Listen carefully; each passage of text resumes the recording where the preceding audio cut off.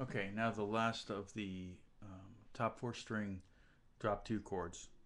Okay, so we're on the top four strings, and this one would be, if we were to try to play it, it would be this note, this note, this note, and this note. So it would be a pretty tough chord, maybe a little bit easier up here, but even then it would be brutally hard. Again, on piano, that's a very easy major seventh chord to play.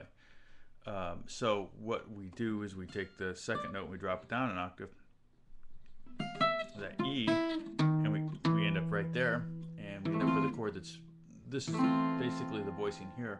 I'm gonna actually voice it up here, I think there, but basically we'll get second fret, first fret, okay? It's like that.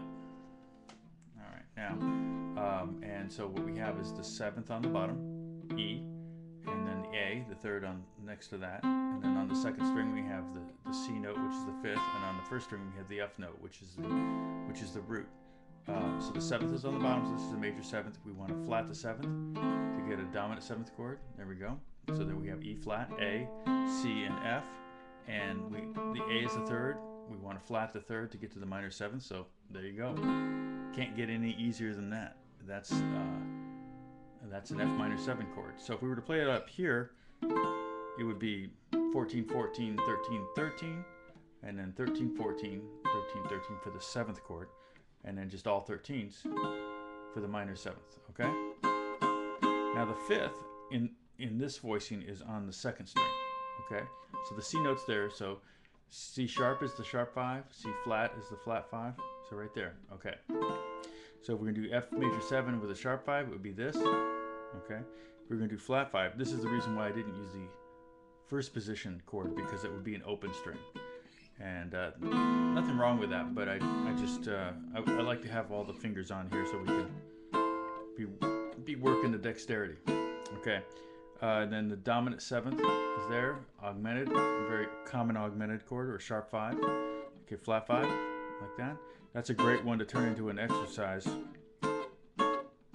where you go F7 to F7 sharp 5 to F7 to F7 flat 5 to F7. Okay. Okay, and then F minor 7, F minor 7 sharp 5, F minor 7, F minor 7 flat 5. Again, that's a very common chord too.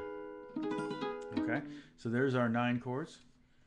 F major 7, F major 7 sharp 5, F major 7 flat 5, F7, F7 sharp 5, F7 flat 5, F minor 7, F minor 7 sharp 5, F minor 7 flat 5, okay?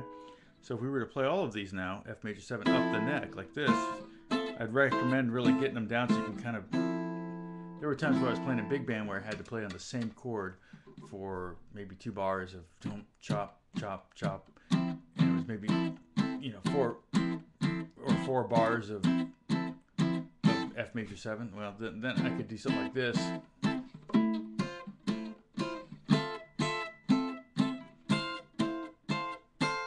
Okay, and that way I was a little less bored. So go back and forth like that. Do it with the 7th chord. Do it with the minor 7th chord. And so on and so forth, okay? Sharp 5, flat 5, do all that stuff. That's 108 each time, so that's 108 plus 100, so what is that? 432 chords so far, okay, in 12 positions.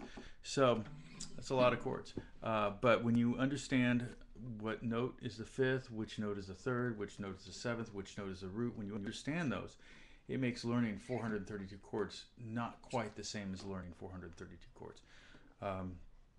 It's considerably easier when you know the theory and you know your fretboard. It's a lot easier to manufacture chords and make them and make the changes and create chords and just go, oh, okay, this, or analyze chords. You play a chord, you really like the sound of it. What is that? You know, what would you call that?